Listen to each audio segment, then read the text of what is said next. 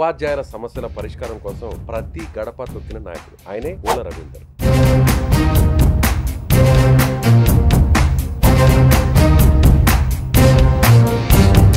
తెలంగాణ ఉద్యమంలో పూల రవీందర్ పేరైతే తెచ్చుకున్నాడు, ఉపాధ్యాయులకు చేసింది మాత్రం జీరో. అంటే మీ సమాధానం?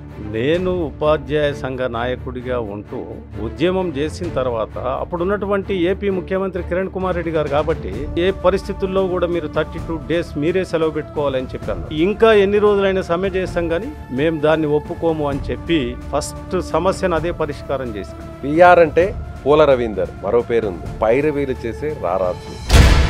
ఏమంటారు? కావాలని కుట్రపూరితంగా ఒక దుష్ప్రచారం చేసేటటువంటి వ్యక్తులు మాత్రమే మాట్లాడే మాట. ఒక్క పైరవి కూడా 100 రూపీస్ సంబంధించినటువంటి పైరో నేను చేసుకున్న ఉపాధ్యాయ రాజకీయాల నుండి నేను మరుక్షణమే వైదొలిగి పక్కకు పోతాను. ఛాలెంజ్. బీజేపీ వాళ్ళ మీద విరుచుకుపడ్డారు, ధర్మపురి అరవింద్ మీద, బండి సంజయ్ మీద. వాళ్ళ సమస్యలు పరిష్కారం చేయలేనప్పుడు లీడర్షిప్ బెస్ట్ కదా. టీచర్స్ కి ఇంత చేసిన పూల రవీందర్ని 2019లో ఎందుకు ఓడించారు? మా టీచర్స్ నన్ను ఓడించలే, మా నాయకులు ఓడించారు. ఆనాడు ఉన్నటువంటి స్టేట్ ప్రెసిడెంట్ ఈ రవీందర్ అనే వ్యక్తి ఎదుగుతున్నాడు, ఏ రకంగా ఇతన్ని తొక్కేయాలి అనేటటువంటిది ఆనాడే బీజం పడ్డది. ఎక్కడైనా ఎమ్మెల్యే ఎంపీ ఎలక్షన్స్ లో చూస్తుంటాం, ఉపాధ్యాయులు కూడా డబ్బులు తీసుకుంటారా? ఇటీవల ఈ సంస్కృతిని ప్రవేశపెట్టిన కార్పొరేట్ అభ్యర్థులు. ఏ శుభకార్యానికైనా శుభారంభం. నమస్తే, నేను విజయ్. తెలంగాణ ఉద్యమంలో ఆయనది చాలా కీలక పాత్ర. ఉపాధ్యాయ సంఘంలో నాయకుడిగా ఉపాధ్యాయుల సమస్యల పరిష్కారం కోసం ప్రతి గడప తొక్కిన నాయకుడు. ఒకరు కాదు, ఇద్దరు కాదు, ఎంతోమంది నేతల చుట్టూ ఉపాధ్యాయుల సమస్యల పరిష్కారం కోసం అలుపెరగకుండా తిరిగిన ఉపాధ్యాయ సంఘం నాయకుడు ప్రస్తుతం మనతో పాటు ఉన్నారు. ఆయనే పూల రవీందర్. మాజీ ఎమ్మెల్సీగా ఆయన ఉపాధ్యాయులకు ఎంత మేరకు సేవ చేశారు? ప్రస్తుతం ఆయన పిఆర్టీయూ నుంచి బయటకు వచ్చి ఉమ్మడి ఉపాధ్యాయ సంఘాల అభ్యర్థిగా ఎందుకు పోటీ చేస్తున్నారు? ఆయన గెలుపు అవకాశాలు ఎలా ఉన్నాయో తెలుసుకుందాం. నమస్తే రవీందర్ గారు. నమస్కారం విజయ్ గారు. ఎలక్షన్స్లో చాలా బిజీగా ఉన్నారా? ఎస్, దాదాపు పడుతుంది కదా, ఆ చెమట అలుపు అంతా కూడా కనిపిస్తుంది మీ ముఖం మీద. అంటే ప్రతి ఉపాధ్యాయుడి దగ్గరికి వెళ్తున్నారా? వెళ్ళాలి, కంపల్సరీ. ప్రతి ఉపాధ్యాయుని కలవడానికి చాలా వరకు ప్రయత్నం చేస్తున్నాం. అందరినీ కలిసి ఓటు అడగడం మా బాధ్యత. నేను చేసినటువంటి పనులు కూడా వారికి తెలియజెప్పడం బాధ్యతగా నేను ఫీల్ అవుతా ఉన్నాను. సో మీరు ఉపాధ్యాయుడిగా పనిచేశారా? 29 years నేను టీచర్గా పనిచేశాను. ఎక్కడ చేశారు? 1984 January 4th రోజు నేను టీచర్గా జాయిన్ అయ్యాను. నల్గొండ జిల్లా చింతపల్లి సమితి కుదాబాక్షపల్లి అనే విలేజ్లో నేను ఫస్ట్ టీచర్గా అపాయింట్ అయినటువంటిది. ఆ తర్వాత మళ్ళీ ఒక 3 years తర్వాత అప్పుడు స్పెషల్ టీచర్గా 398 రూపీస్ శాలరీ. ఆ వేతనంతో ఒక 3 years పనిచేసి నెక్స్ట్ రెగ్యులర్ టీచర్గా ప్రమోట్ అయిన తర్వాత అక్కడి నుండి మళ్ళీ ఇప్పుడున్నటువంటి యాదాద్రి జిల్లా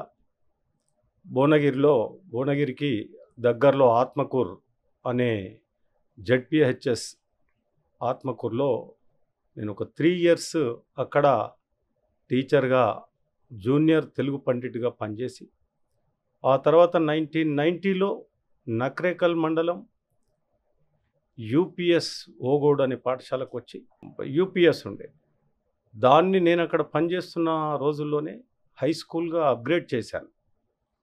అక్కడ హై స్కూల్ అప్గ్రేడ్ చేసినప్పుడు ఆల్ సబ్జెక్ట్ టీచర్స్ లేరు. నేను ఆ టైంలో నా తెలుగుతో పాటు ఇంగ్లీష్, మ్యాథ్స్, సైన్స్ కూడా నేను ఒక 3-4 సబ్జెక్టులు టీచర్స్ లేరు కాబట్టి నేను టీచ్ చేసి అక్కడ హై స్కూల్ అయిన తర్వాత సుమారు ఒక 10 batches 10th class వెళ్ళారు. అక్కడ విలేజర్స్ యొక్క సపోర్టు, మా విద్యార్థులు చాలా డిసిప్లైన్గా నేను స్కూల్కి వెళ్ళాను అంటే వెళ్ళడంతోనే పిల్లలు అలర్ట్ అయ్యేవాళ్ళు. సో అప్పటి నుంచే నాయకత్వ లక్షణాలు వచ్చేసాయి స్వతహాగా. ఎస్, అంటే అప్పుడు స్కూల్ కోసం చేసినటువంటి ఆ ఫైట్లోనే వచ్చేసింది అనమాట లీడర్షిప్. నేను మా సొంత గ్రామం వచ్చి చెరుకుపల్లి. కేతపల్లి మండల్. నేను స్కూల్ లైఫ్లోనే ఈ లీడర్షిప్ లక్షణాలు ఉండేవి. హ్మ్. నేను చదువుకునేటప్పుడు ఏమైంది అంటే, ఒక మంచి హెడ్ మాస్టర్, ఇంగ్లీష్ సబ్జెక్ట్ చెప్పేటటువంటి టీచర్ హెడ్ మాస్టరే. తను ట్రాన్స్ఫర్ అయ్యారు. మేము అప్పటికి 9th క్లాస్ వరకు తను ఉన్నారు. 10th క్లాస్కి వచ్చినప్పుడు జి వెంకటరెడ్డి గారు అని వారు ట్రాన్స్ఫర్ అయితే, అప్పుడు నేనేం చేశాను అంటే, ఇక్కడ మాకున్నటువంటి ఇంగ్లీష్ టీచర్ ఆల్టర్నేట్ ఇప్పుడు సబ్జెక్ట్ టీచర్స్ లేరు, హెడ్ మాస్టర్ చెప్పాలి. మాకు అర్థం కాకపోవడంతో అప్పుడే నేను పిల్లలను కోఆర్డినేట్ చేసుకొని సైకిల్ మీద మేము పక్క సార్ ఎక్కడికైతే వెళ్ళాడో ఆ స్కూల్కి వెళ్ళి కలిసి అక్కడ సార్ ఏం నోట్స్ ఇచ్చాడో ఆ నోట్స్ తెచ్చుకొని మేము ప్రిపేర్ అయ్యేవాళ్ళం. ఆ టైంలో ఇక్కడ ఉన్నటువంటి టీచర్స్ స్టాఫ్ కొంత కోపానికి వచ్చి మీరు అట్లా వెళ్తారు, ఏం సంగతి అంటే, సార్ మేము మాకు అర్థం కావట్లేదు, అవును, మిగతా సబ్జెక్టుల గురించి పోవట్లేదు, ఓన్లీ ఇంగ్లీష్ సార్ మంచిగా చెప్పిండు, దగ్గరలో మేము కష్టపడుతున్నాం, మిమ్మల్ని ఇబ్బంది పెట్టట్లేదు కదా అంటే, మేము ఇది యాక్షన్ తీసుకుంటామంటే నేను బెల్ కొట్టి అందరిని బయటికి పంపించిన. మేము మంచిగా చదువుకోవడానికి మేము ప్రయత్నం చేస్తున్నాం, మీకేమి ఇబ్బంది? ఇక మళ్ళీ వాళ్ళు పిలిచి కూర్చోబెట్టి, సరేరా బాబు మీరు రాసుకొని రండి, చదువుకోండి, మంచి కార్యక్రమే, కానీ మాకు కూడా ఇబ్బంది అవుతుంది కదా, మీరు ఇంకో స్కూల్కి పోయి ఇంకో టీచర్ దగ్గర తెచ్చుకుంటే. అట్లా అప్పుడు స్కూల్ ఎడ్యుకేషన్ నుండే ఎక్కడైనా టీచర్స్ ఎదిరించడం, వాళ్ళతో వాదించడం అనేది అక్కడి నుంచే, చదువు నుంచే వచ్చింది అంతే. సో మీరు టీచర్స్ ఎమ్మెల్సీ అభ్యర్థిగా వరంగల్, ఖమ్మం, నల్గొండ ఈ జిల్లాల్లో ఉన్నటువంటి అభ్యర్థిగా పోటీ చేస్తున్నారు. మిమ్మల్ని చూస్తుంటే తెల్ల చొక్కా వేసుకొని పక్కా రాజకీయ నాయకుల్లాగా కనిపిస్తున్నారు. అంటే రాజకీయాలకు పూర్తిగా అటు కన్వర్ట్ అయిపోయారా? ప్రత్యక్ష రాజకీయాల్లోకి ఎప్పుడు కూడా పెద్దగా వెళ్ళలేదు.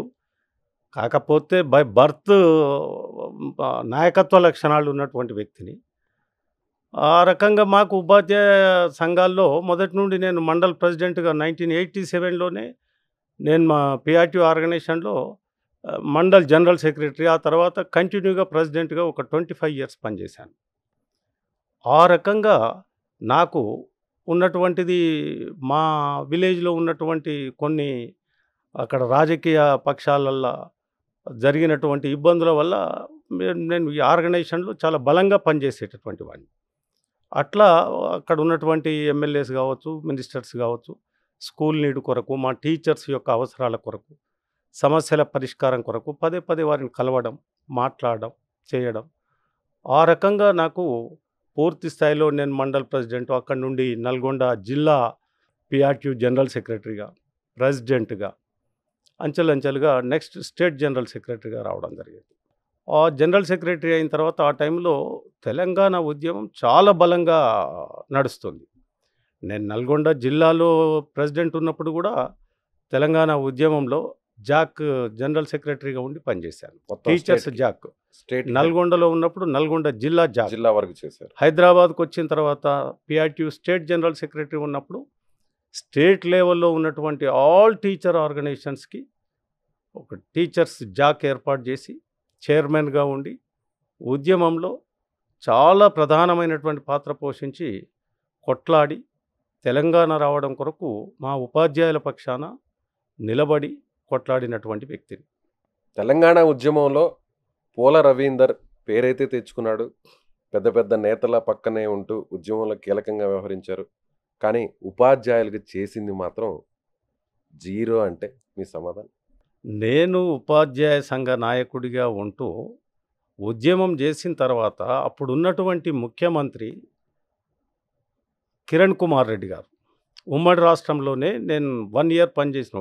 అక్కడికే వస్తున్నాను. మీరు ముఖ్యమంత్రులతోనే ఉంటారు, మంత్రులతోనే తిరుగుతుంటారు, గ్రౌండ్ లెవెల్లో ఉన్నటువంటి ఉపాధ్యాయుల్ని, టీచర్ సమస్యల్ని పట్టించుకోరు అనేది మీ ప్రత్యర్థులు పదే విమర్శిస్తున్నటువంటి మాట. నేను ఉద్యమం చేసినటువంటి కాలంలో సకల జనుల సమ్మె చేసినాం 32 days. ఆ సమ్మె ఇప్పుడున్నటువంటి ఏపీ ముఖ్యమంత్రి కిరణ్ కుమార్ రెడ్డి గారు కాబట్టి వారు మమ్మల్ని ఏ పరిస్థితుల్లో కూడా మీరు 32 days మీరే సెలవు పెట్టుకోవాలని చెప్పి అన్నారు.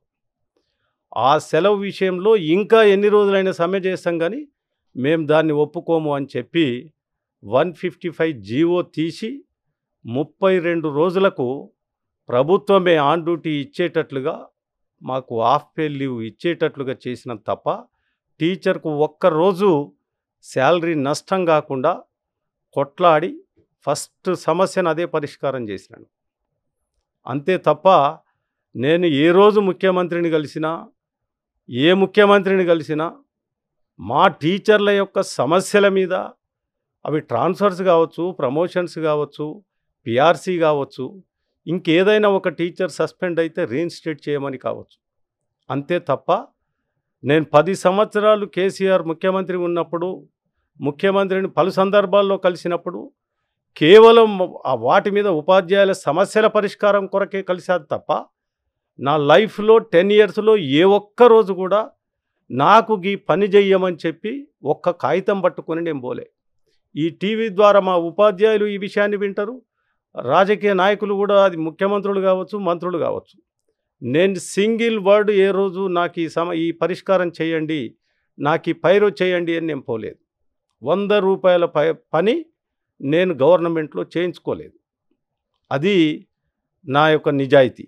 పిఆర్ అంటే పూల రవీందర్, కానీ ఇదే పిఆర్ అంటే మరో పేరుంది, పైరవీలు చేసే రారాజు. ఏమంటారు? నేను కావాలని కుట్రపూరితంగా ఒక దుష్ప్రచారం చేసేటటువంటి వ్యక్తులు మాత్రమే మాట్లాడే మాట అది. ఒక్క పైరవి కూడా ఇప్పటివరకు మీరు చేసుకోలేదు? నా లైఫ్లో ఒక్క పైరవి కూడా సింగిల్ ఒక 100 రూపీస్ సంబంధించినటువంటి పైరో నేను చేసుకున్నా. ఈ ఉపాధ్యాయ రాజకీయాల నుండి నేను మరుక్షణమే వైదొలిగి పక్కకు పోతాను. సిద్ధమా? చాలా మంది చూస్తుంటారు, ఛాలెంజ్, ఎన్నికల్లో పోటీలో ఉన్నారు. ఎస్, ఎక్కడైనా మీరు దొరికిపోతే నేరుగా చాలా మంది ఉపాధ్యాయులు తీసుకొచ్చి మిమ్మల్ని రోడ్డున నిలబెడతారు. ఖచ్చితంగా చెప్తున్నాను.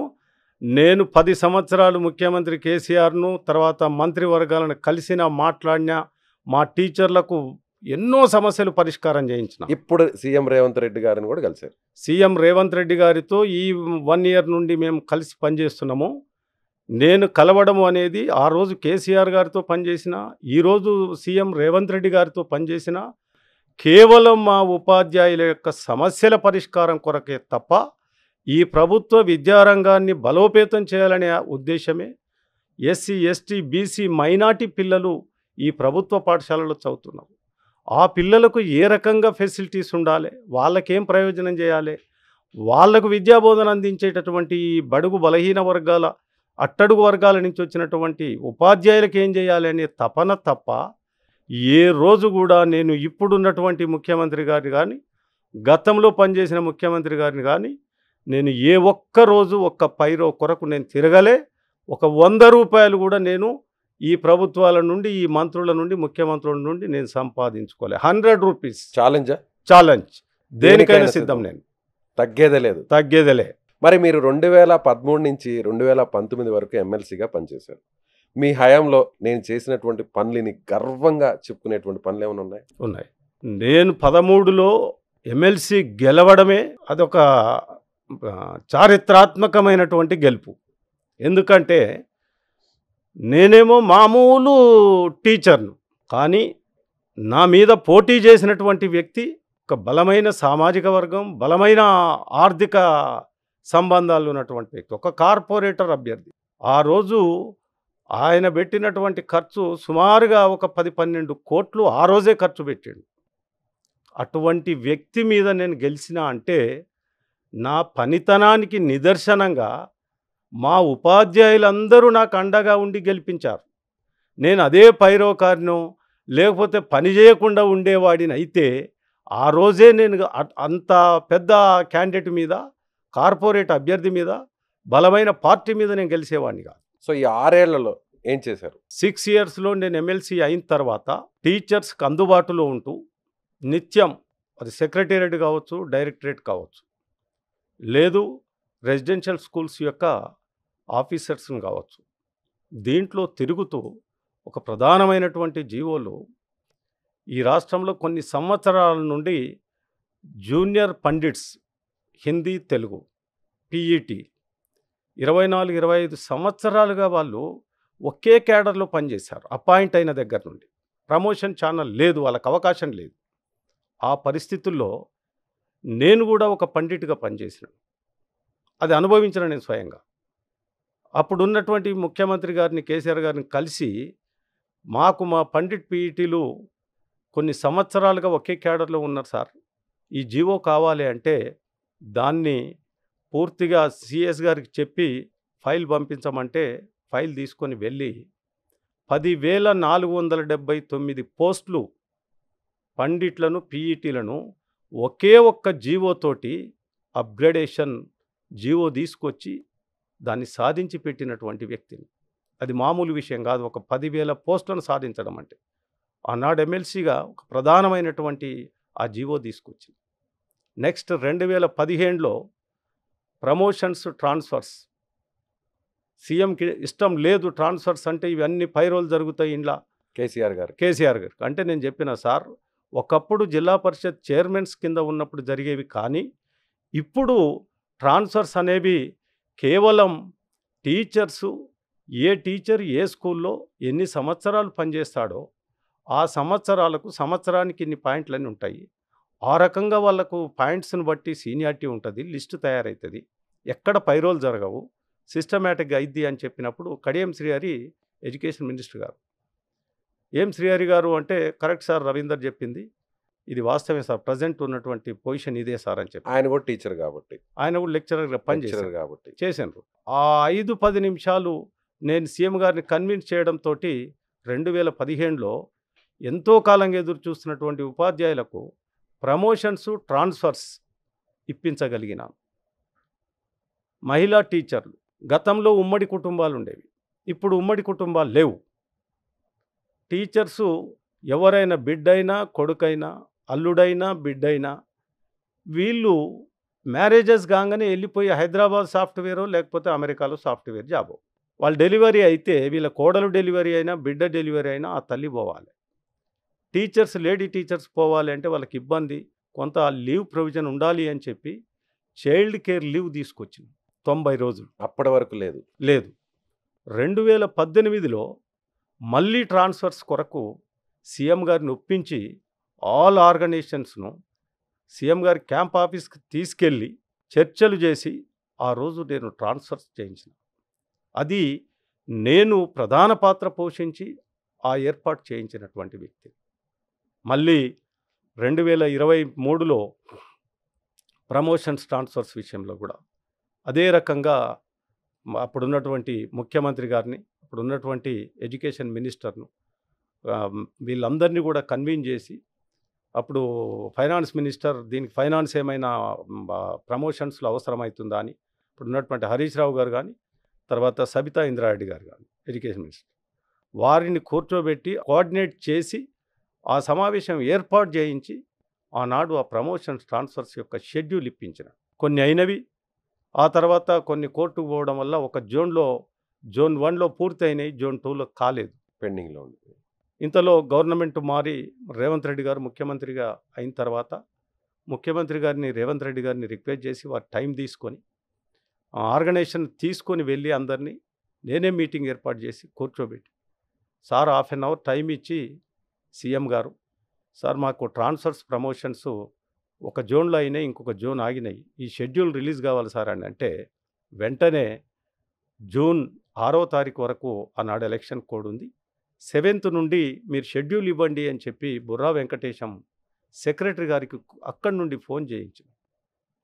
సర్వీస్ రూల్స్ లేక ఎంఈఓలు, డిప్టీఓలు, డైట్ లెక్చరర్స్, జేఎల్స్ పెండింగ్ ఉన్నాయని చెప్పి మాణిక్రాజ్ కన్నన్ గారికి సర్వీస్ రూల్స్ గురించి మీరు ఫైల్ రెడీ చేయండి అని చెప్పి సీఎం గారితోటి ఆ రోజు మేము కూర్చొని చర్చల్లో అవి మాట్లాడించి వాటి కొరకు నేను పనిచేసినటువంటి ప్రధాన పాత్ర పోషించినటువంటి వ్యక్తిని.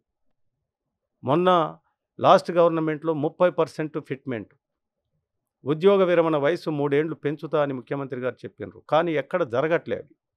నల్గొండ మీటింగ్కి వచ్చిండ్రు కేసీఆర్ గారు, ఆ మీటింగ్ అయిపోయి వారు వెళ్ళిపోయే ముందు నేను రిక్వెస్ట్ చేసిన, సార్ ఒక్క నిమిషము అంటే చెప్పండి సార్, మాకు కింద టీచర్సు ఎంప్లాయీస్ అంతా పిఆర్సీ చాలా లేట్ అయింది, చాలా అసంతృప్తిగా ఉన్నారు సార్, ఇది కంపల్సరీ చేయాలి సార్ అంటే 1 వీక్లో నేను ఫోన్ చేసి పిలిపిస్తాను రవీందర్ అని చెప్పారు. పిలిచారు, వారు చెప్పినటువంటి ఒక పని మేము కూడా సహకరించాం. నెక్స్ట్ పిలిచి మా రిప్రజెంటేషన్ తీసుకొని అందరినీ తీసుకొని వెళ్ళి నేను ఆర్గనైజేషన్ కూర్చోబెట్టుకొని రాత్రి 12:30 వరకు చర్చలు జరిగాయి. ఆ చర్చల్లో 20 కంటే 22 కంటే పిఆర్సీ ఎక్కువ ఇవ్వమన్నారు. ఎట్టి పరిస్థితుల్లో 30 లోపు వస్తే మేము కుదరదు సార్, మా టీచర్స్ ఒప్పుకోరు అని చెప్పి కన్విన్స్ చేయడం, వారు 30% ఇవ్వడం, 3 ఇయర్స్ ఉద్యోగ విరమణ వయసు పెంపు జరగడం అయింది. ఆ పెంపుతో చివరి రోజుల్లో స్టార్టింగ్లో శాలరీస్ చాలా తక్కువ ఉంటాయి కాబట్టి టీచర్స్కు రిటైర్మెంట్ ముందు కొంచెం శాలరీస్ పెరిగి ఉంటే ఆర్థికంగా లాభం జరుగుతుంది అనే ఆలోచనతోటి ఆ రకంగా పట్టుబట్టి అవి సాధించుకుంది. కేజీబీవి టీచర్స్కు డెలివరీ అయిన తర్వాత 1 మంత్ బేబీని తీసుకొని పాపం వాళ్ళు స్కూల్స్కు రావాల్సిన పరిస్థితి, అంత లేడీ టీచర్సే.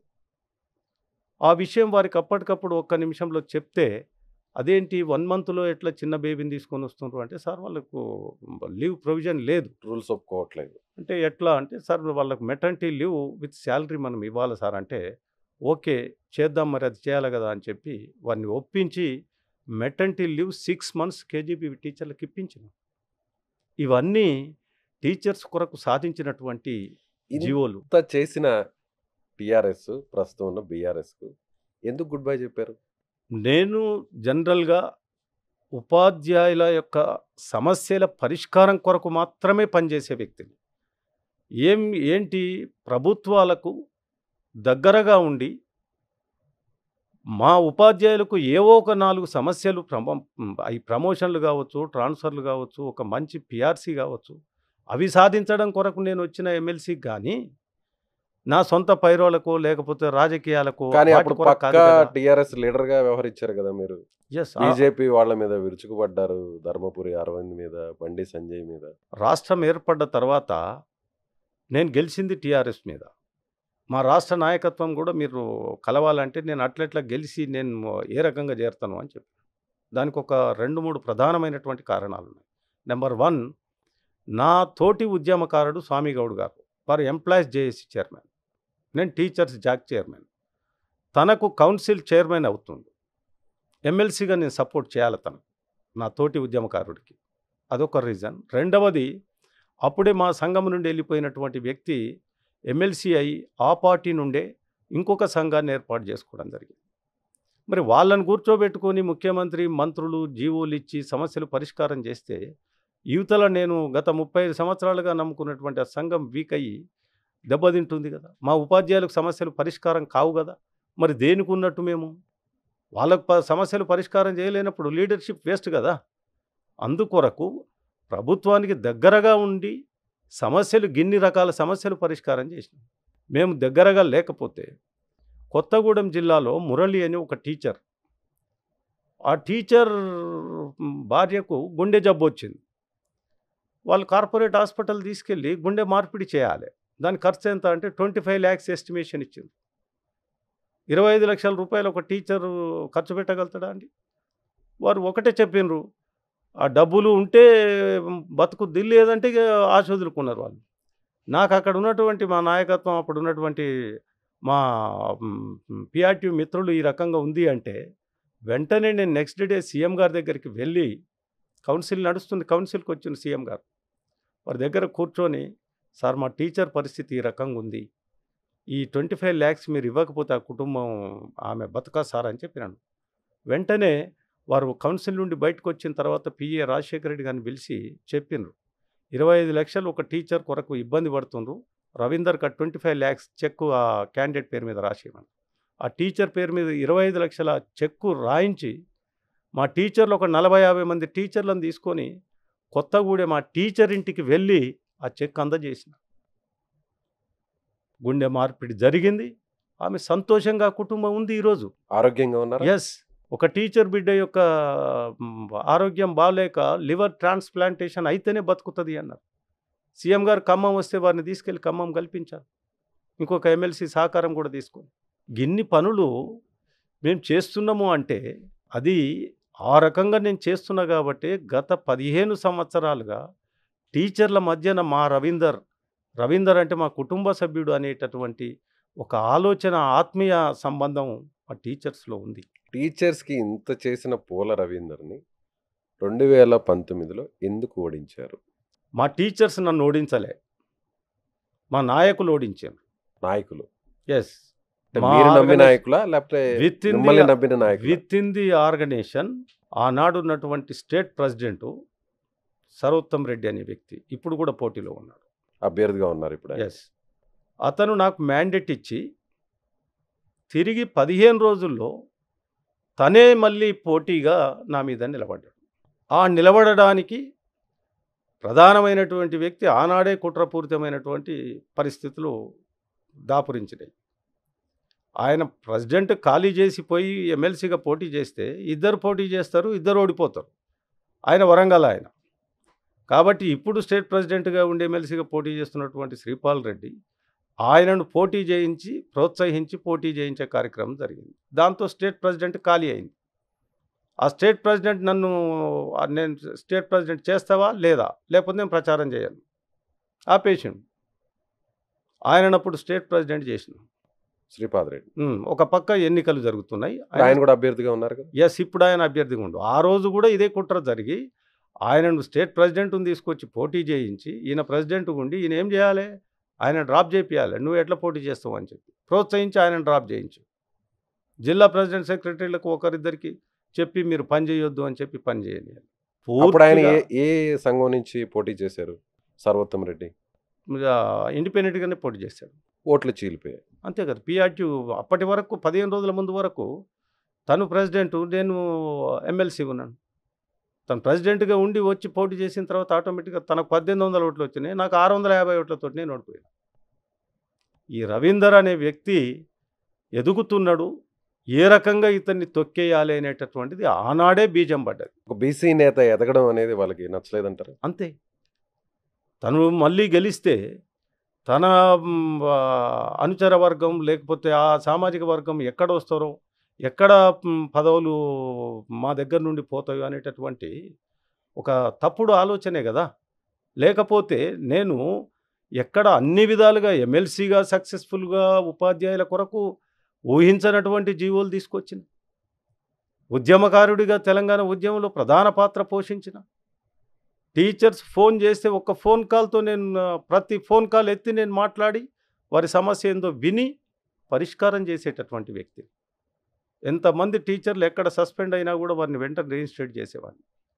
నా మండలంలో నల్గొండ జిల్లా కేతపల్లి మండలంలో 16 మంది టీచర్లను ఒకే ఎస్ఎస్సి ఎగ్జామినేషన్స్ డ్యూటీస్లో అప్పుడున్నటువంటి డిఓ గారు సస్పెండ్ చేశారు. 16 మందికి 16 మందిని.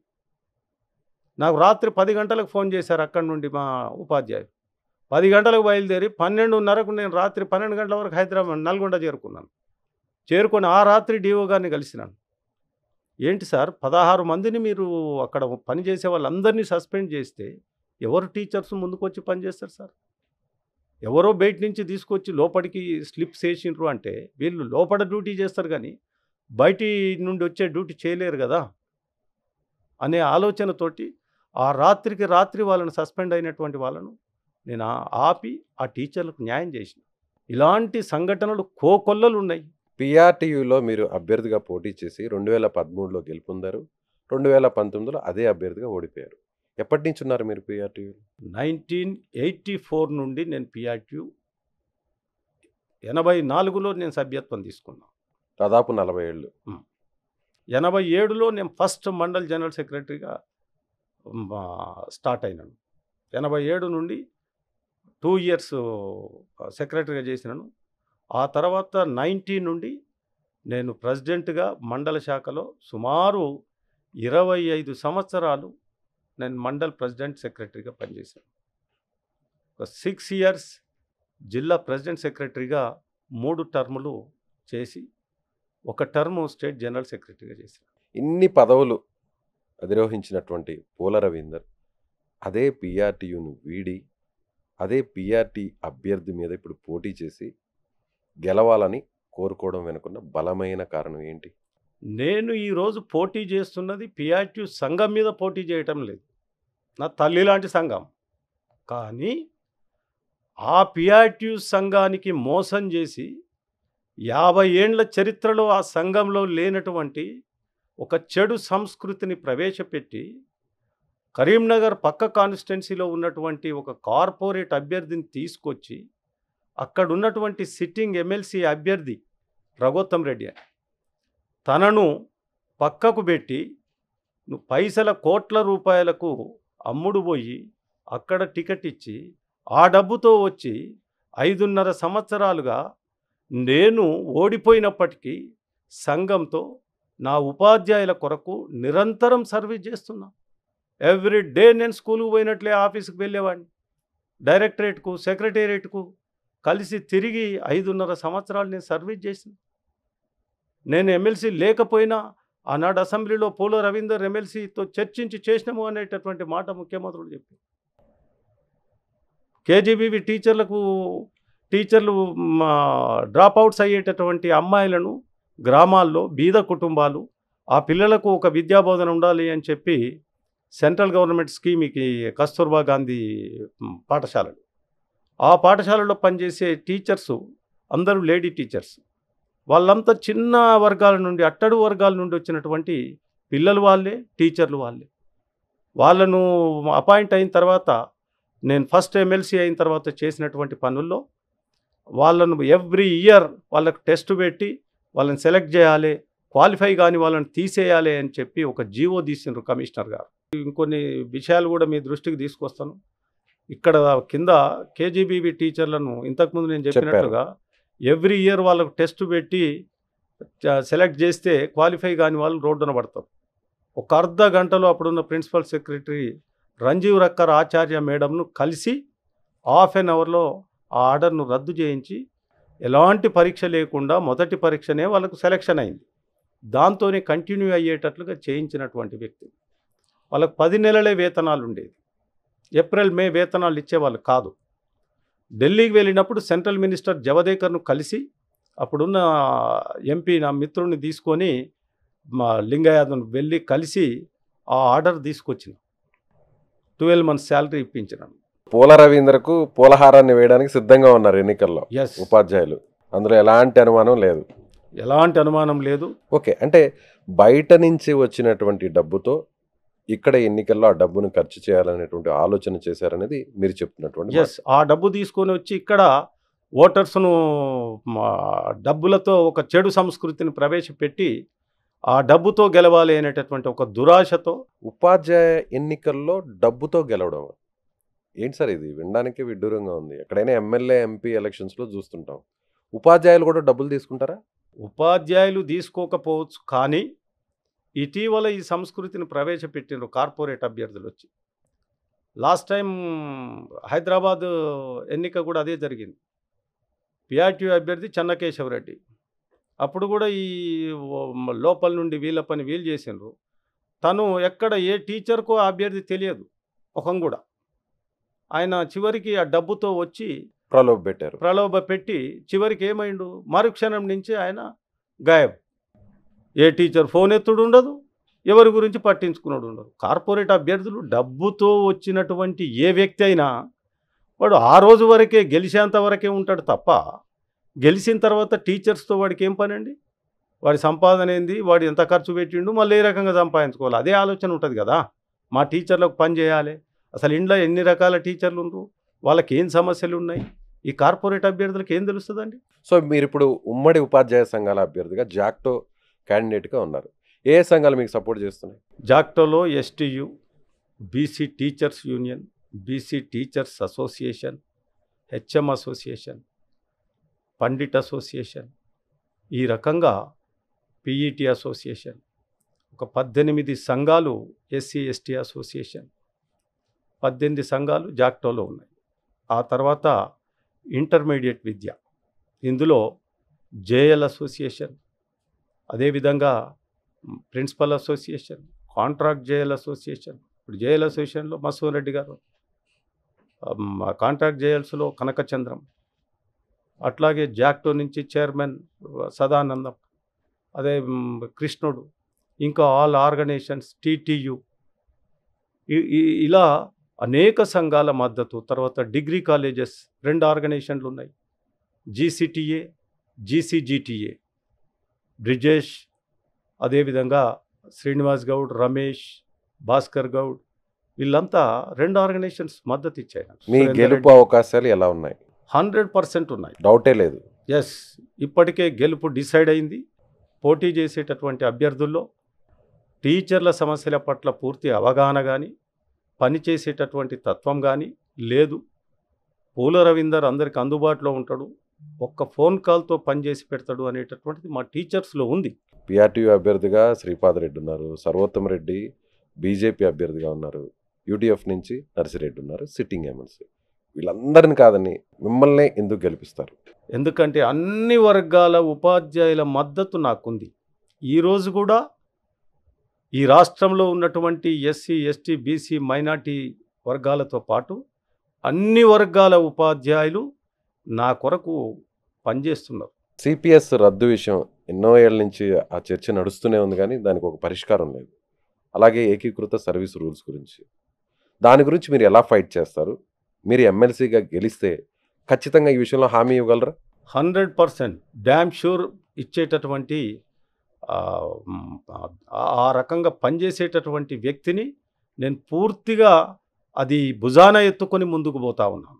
సిపిఎస్ మీద నేను ఎమ్మెల్సీ ఉన్నప్పుడు సుమారు 500 నుండి 600 మంది సిపిఎస్ ఉపాధ్యాయులను ఢిల్లీకి తీసుకెళ్ళి వారికి అన్ని రకాలుగా అకామిడేషన్స్ ఏర్పాటు చేయించి, అప్పుడు తెలంగాణ పక్షాన ఉన్న 16 మంది ఎంపీలను తీసుకెళ్ళి, వారందరితో 17 మంది ఎంపీలను తీసుకెళ్ళి ధర్నా, ఢిల్లీలో సెంట్రల్ గవర్నమెంట్ మీద ధర్నా చేయించారు. సిపిఎస్ టీచర్లకు అన్యాయం జరిగింది, ఆ అన్యాయానికి ఎదుర్కోవాలి అని చెప్పి నేను డే 1 నుండే ఎమ్మెల్సీ అయిన మరుక్షణం నుండే దాని మీద కట్టుబడి ఉన్నాను. ఇప్పుడు రేవంత్ రెడ్డి గారు ముఖ్యమంత్రి అయిన తర్వాత వారు కాంగ్రెస్ పార్టీ నుంచి మేనిఫెస్టోలో పెట్టినారు సిపిఎస్ రద్దు చేస్తామని. నేను ఎమ్మెల్సీ అయిన తర్వాత ఆ సిపిఎస్ రద్దు చేయించడం కొరకు ప్రధాన ఎజెండాగా నేను పనిచేస్తాను. ఆ నమ్మకం నాకుంది, ఒప్పిస్తా అనేటటువంటి నమ్మకంతో నేను ముందుకు వెళ్తున్నాను. ఇది చాలా అన్యాయం. ఎందుకంటే రిటైర్మెంట్ తర్వాత వయసు మీద పడ్డాక అప్పుడు వచ్చేటటువంటి ఆ వృత్తి చాలా అవసరం. ఎక్స్ఎమ్మెల్సీగా ఉన్నప్పుడు ఇంకొక పని కూడా చేయించాను. పెన్షనర్స్కి 75 ఇయర్స్ ఏజ్ వస్తే అప్పుడు క్వాంటమ్ ఆఫ్ పెన్షన్ వర్తిస్తుంది. దాన్ని 75 నుంచి 70 ఇయర్స్కు తగ్గించినాం. దాంతో ఒక 5 సంవత్సరాలు బెనిఫిట్ అయింది, ముందుగా వస్తుంది. పిఆర్టీయూ అభ్యర్థి కాంగ్రెస్ సపోర్ట్ మాకే ఉంటుంది అని చెప్పి చెప్తున్నారు. కాంగ్రెస్ పార్టీ ఏ ఒక్కరికి కూడా టీచర్ ఎమ్మెల్సీకి మద్దతు ఇవ్వద్దు అనేటటువంటి ఆలోచనలో పార్టీ స్పష్టంగా ఉంది. ఇది ఇండిపెండెంట్గా ఏ అభ్యర్థి గెలిచినా కూడా వెళ్ళి ప్రభుత్వంతో కలిసి పని చేయించుకోవాల్సింది. కాబట్టి దాంట్లో మనం ఏలు పెట్టడం మంచిగా ఉండదు అని చెప్పి ముఖ్యమంత్రి గారే స్వయంగా మంత్రులతో కానీ ఇతర అధికారుల నాయకులతో కానీ వారు సూచించినట్లుగా అందరికీ తెలిసినటువంటి విషయం. మీకు పోటీదారుడు ఎవరు? నేను ఫస్ట్ ప్లేస్లో ఇప్పటికే ఉన్నాను. సెకండ్ ప్లేస్ కొరకు పోటీ పడాల్సినటువంటి వ్యక్తులు, మీరు చెప్పినటువంటి వ్యక్తులు అందరూ సెకండ్ ప్లేస్ కొరకు పోటీ పడాల్సిందే. నెంబర్ 1 ప్లేస్లో ఈరోజు పూల రవీందర్ ఉన్నాడు. ఓకే, మీరు చెప్పినట్టు మీరు ఫస్ట్ ప్లేస్లో ఉన్నారు. సెకండ్ ప్లేస్లో ఎవరున్నారు? సిట్టింగ్ ఎమ్మెల్సీ నర్సిరెడ్డి ఉన్నారా, లేదంటే శ్రీపాద్ రెడ్డి ఉంటారా, లేదంటే సర్వోత్తమ్ రెడ్డి ఉంటారా? వాళ్ళు ముగ్గురు పోటీ పడుతున్నారు సెకండ్ ప్లేస్ కొరకు. పూల రవీందర్కు పూలహారాన్ని వేయడానికి సిద్ధంగా ఉన్నారు ఎన్నికల్లో ఉపాధ్యాయులు. అందులో ఎలాంటి అనుమానం లేదు. ఎలాంటి అనుమానం లేదు, ఖచ్చితంగా పూర్తిగా. ఎందుకంటే నేను చేసినటువంటి ఇంకొన్ని విషయాలు కూడా మీ దృష్టికి తీసుకొస్తాను. ఇక్కడ కింద కేజీబీవీ టీచర్లను ఇంతకుముందు నేను చెప్పినట్లుగా ఎవ్రీ ఇయర్ వాళ్ళకు టెస్ట్ పెట్టి సెలెక్ట్ చేస్తే క్వాలిఫై కాని వాళ్ళు రోడ్డున పడతారు.